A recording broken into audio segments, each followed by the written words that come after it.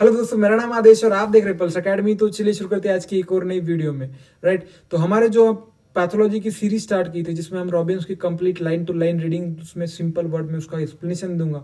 तो उसमें सीरीज में हम जो नेक्स्ट टॉपिक देखने वाले हैं that is N pulmonary embolism. Right, तो पल्मोनरी एम्बोलिज्म पे कभी कभी शॉर्ट नोट आती है या फिर कभी कभी अल्ट्रा शॉर्ट नोट भी आती है। तो चलिए शुरू करते हैं। तो उसमें हम जो देखेंगे every line and every diagram of Robbins उसमें हम देखेंगे। तो चलिए शुरू करते हैं। Pulmonary embolism it is an originate from the that is an deep venous thrombus. Deep venous thrombus. Right, तो ये जो होता है उसमें जो डीप वेन्स होती है उसमें जो थ्रोम्बस बनता है तो उसका ही ओरिजिनेशन हो जाता है। तो पल्मोनरी एम्बोलिज्म मैं आपको आगे समझा दूंगा क्या कहना क्या चाह रहे हैं। Are the most common form of thromboembolic disease. तो ये जो होता है तो it is an serious disorder और कॉमन डिसऑर्डर होता है जो कि एस्टिमेशन अगर 100 to 200 cases per day 1 lakh people in United State. It is more common in male than in female. ये चीज हो गई। अब यहाँ पे जो होता है that is deep venous thrombus. तो इसका जो फ्रेगमेंटेड थ्रोम्बा है from the deep venous to the DVT it is carried through the progressively larger veins. तो ये क्या होता है कि ऐसे फ्रेगमेंट बन जाता है डीवीटी से। एक थ्रोम्बा का फ्रेगमेंट बन जाता है, वो कैरियड कर जाता है कहाँ पे, प्रोग्रेसिवली लार्जर वेन्स। यहाँ पे क्या होता है and right side of the heart. तो वेन से फिर आता है right side of the heart before slamming into the pulmonary arterial vasculature. Right, तो पल्मोनरी आर्टरी में जाने से पहले it is depending upon the size of embolus it is occlude the main pulmonary artery और straddle the pulmonary artery bifurcation. Right, तो bifurcation के time पे या फिर पल्मोनरी आर्टरी में ऑक्लूड कर देता है या फिर पास into the smaller branching artery. तो उसमें ये पास हो सकता है। तो ये चीज हो गई।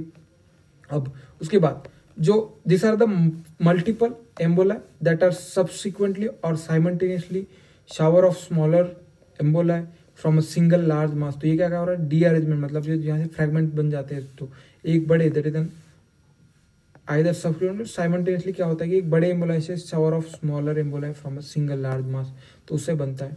तो if patient had a one pulmonary embolism at high risk for more than one. क्यों? क्योंकि ये डीआर मतलब जो फ्रैगमेंट बन के वो फिर से ऑक्लूड कर सकते हैं।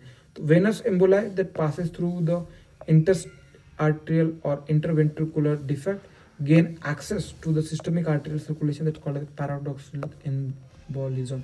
मतलब क्या कहना चाह रहा है, तो वेनस एम्बोलिज्म जो पास हो जाता है तो वो फिर इंटर आर्टेरियल या फिर इंटरवेंट्रिकुलर डिफेक्ट होता है। फिर ये क्या करते हैं, यही गेन एक्सेस कर देता है कहाँ पे, सिस्टमिक आर्टेरियल सर्कुलेशन। तो आर्टेरियल या वेंट्रिकुलर डिफेक्ट होता है जिसकी वजह से गेन एक्सेस करता है सिस्टमिक आर्टेरियल सर्कुलेशन में, that is called the paradoxical embolism. ये चीज है। अब यहाँ पे जो होती है most of the pulmonary embolism करीब करीब जब 60 to 80% ऑफ क्लिनिक जो होते हैं वो क्लिनिकली साइलेंट होती है। राइट, तो because they are small and they become organise and incorporate into the vascular walls. तो ये जो होते हैं वो वहाँ पे, तो इसकी वजह से ये साइलेंट होते हैं। But in case of the organisation of thromboembolus levels leaves behind. तो यहाँ पे आपको अगर ये दिख रहा है embolus from the lower extremity deep venous thrombus, अगर ये तो यहाँ पे अगर आपको ये लाल कलर में थोड़ा दिख रहा है तो दिस इज एन थ्रोम्बा है जो कि उसको एम्बोलाई किया है। तो उसके बाद सडन डेथ और acute right heart failure that is called pulmonary और cardiovascular collapse occur emboli obstruct about 60% और मोर देन पल्मोनरी सर्कुलेशन।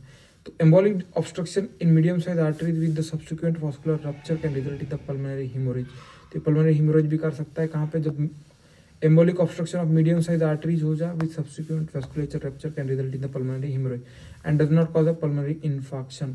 तो lung is supplied by the both pulmonary arteries and bronchial arteries and intact bronchial circulation and the sufficient to perfuse.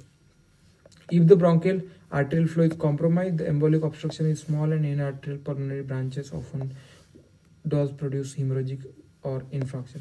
So multiple emboli over time causes pulmonary hypertension that is called as high right ventricular failure. तो ये सारी चीज़ होगी। Right, तो इसी के साथ हमने ये सारी चीज टॉपिक देख लिया है। तो इसके रिगार्डिंग आपको अगर कोई भी डाउट हो तो आप कमेंट सेक्शन में पूछ सकते हो।